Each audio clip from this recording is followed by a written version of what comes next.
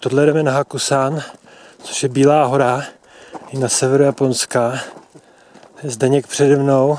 Ještě mu to jde. Máme vrchol, tam půjdeme. Takže jsme teďka přes vodu. Takhle vypadá i tady pohled na ty hory.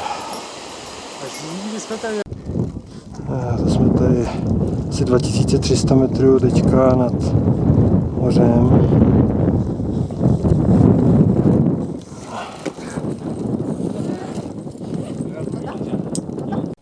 No a tohle je ta hora Hakusan vidět z dálce, teda pravděpodobně.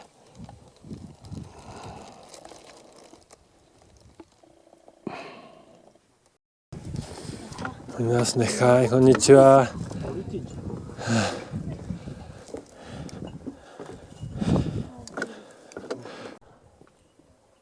Tamhle se škrábe Zdeněk nahoru teďka. To vidíte? Já ho přiblížím, byste ho viděli.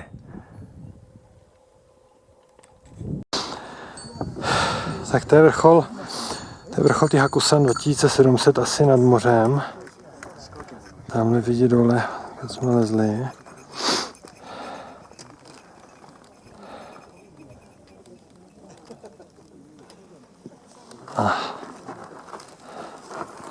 Tady na druhou stranu teď nevěc nic, to je nějaký mrak.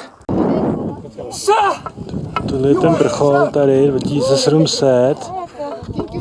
I předtím všichni se fotí, že jo.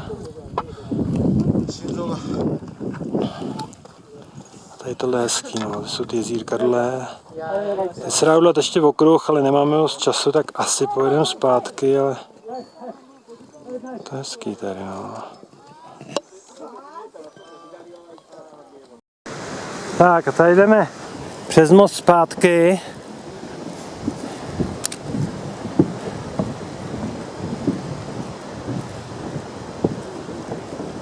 Nemůžu dělat normálně.